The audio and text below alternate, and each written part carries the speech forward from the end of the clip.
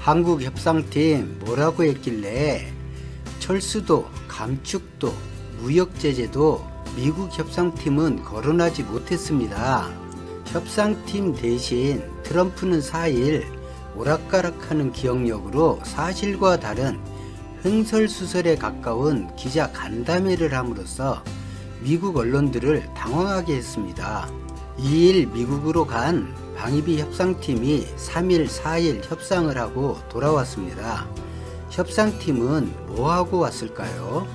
미국 정부나 미국 언론이 아닌 국내 언론과 일부 야당 인사는 트럼프가 무역 제재를 꺼내들 것이다 라는 황당한 뉴스를 내보냈었죠. 마치 한국 정부가 말을 안 들으면 그걸로 굴복시키면 된다는 듯한 기사를 썼습니다. 그런데 출국할 때와 달리 아주 조용히 협상팀이 돌아왔습니다. 미국 협상팀의 긍정 부정에 발표도 없었고 단지 12월 20일 전후 만나기로 했다. 그 외의 발표는 사실상 없습니다.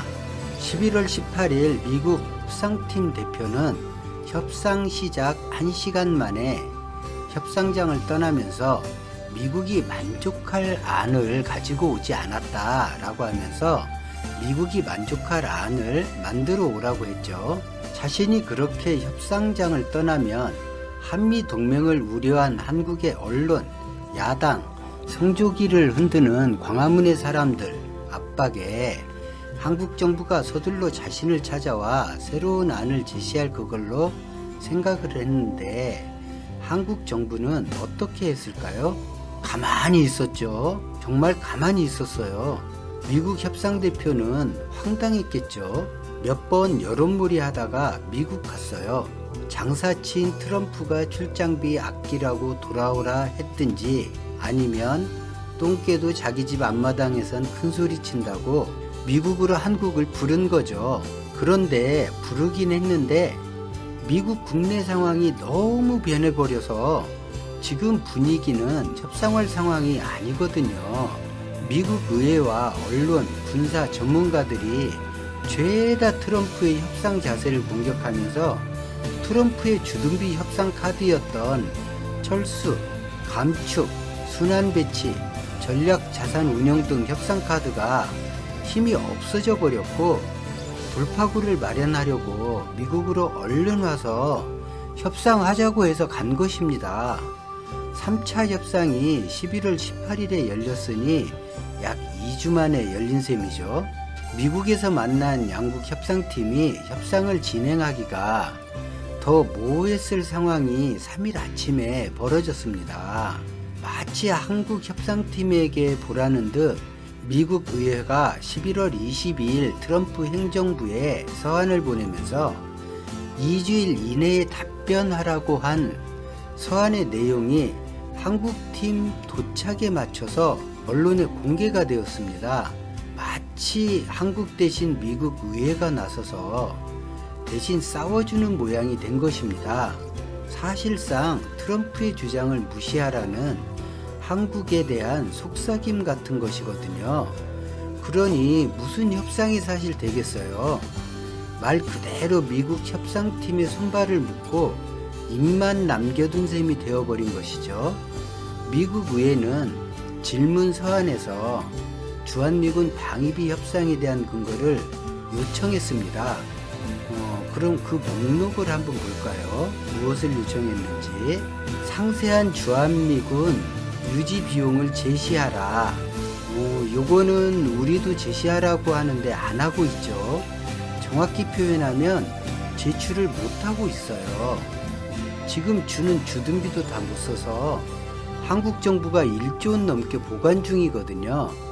두 번째 거를 보면 한국에 요구한 비용의 내용과 그에 대한 한국의 분담 정도는 무엇이냐 이렇게 질문을 했는데 이것도 우리가 요구를 했죠. 못 내고 있죠. 그런데 뭔 내용이 있어야 내죠.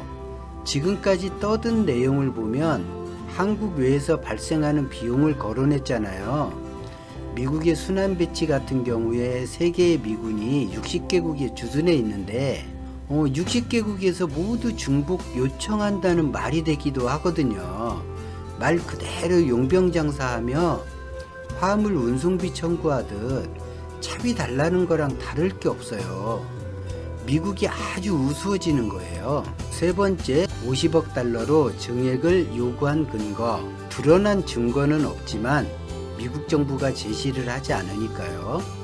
트럼프 말로는 한국이 잘 사는 나라이니까 더 내라, 그거죠. 바꿔 말하면 그냥 좀 내, 잘 살잖아, 그겁니다. 잘 사니까 그냥 내라고 하는데 그 돈이 6조 원이에요. 자, 누가 보아도 돈 뜯으려는 거죠. 힘자랑하면서 또 우리나라 같은 경우에 이 북한 중국 내세우면서 불안감 조성하면서 말이죠.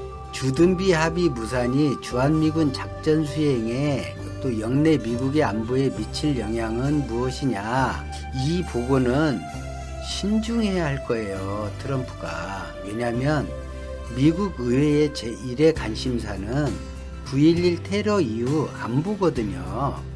영향 없다, 협상 안 되면 철수한다, 이딴 보고하면 정말 탄핵당할 수도 있어요. 그러면 주한미군 주둔비 합의가 무산되면 대책은 무엇이 있는가? 없죠. 대책이 없어요. 합의가 안 되면 그냥 안 되는 대로 그냥 주둔하는 거예요. 그래서 합의와 한미동맹은 연관 짓지 말라고 국방부 장관이 강하게 말하면서 조선일보가 방위비 합의 무산되면 미군이 철수한다라는 기사에 대해 기사 나가자마자 소설이라며 정정하라고 요구했죠. 아무튼 이런 내용을 2주 안에 답변하라고 트럼프에게 요청했습니다. 미국의 입장이 이런데 무슨 협상이 되겠어요. 중국 견제 비용을 내세우며 압박했다고 하지만 한국이 이런 미국 논리에 끌려갈 필요가 전혀 없습니다. 그런데 미국 측에서 아마도 이런 말은 했을 거예요. 안 올려주는 대신에 무엇인가 보상하라고 운을 뗐겠죠. 대신 나중에 한국이 하나만 양보해라, 뭐 그 정도. 그런데 이제 이런 말에 검토 또는 의논이라는 말로 충분하죠. 네 하고 답변 잘못하면 칫 골로 갑니다. 그 하나가 중러가 거품무는 중단거리 미사일 배치가 될 수도 있으니까요. 한국 협상팀 차 한 잔 마시려고 미국 다녀온 결과가 돼버린 거죠. 오라는데 안 가긴 그렇잖아요. 안 가면 삐지니까. 약소국이 미국 같은 강대국에 하지 말아야 할 것 중 하나가 국가 권위 자체를 무시하는 거죠. 즉 트럼프의 명분 없는 협상안은 무시를 해도 미국은 무시하면 안 된다는 거죠. 그러니까 주한미군이 한국 발전에 큰 공이 있고 한국 안보에 도움이 된다고 인정해 주는 건 미국이 긴 세월 한국에 주둔한 정당성을 입증해 주는 것이니까 권위를 세워주는 것이 되는 거예요. 그런데 트럼프의 주둔비 인상 요구는 미국의 권위와 어울리지 않는 전혀 성격이 다른 별개라는 것이죠. 쉬워 보이지만 쉽지 않은 부분이죠. 앞으로 한국은 트럼프가 의회에 뭐라고 답변하나 지켜보면 되고요.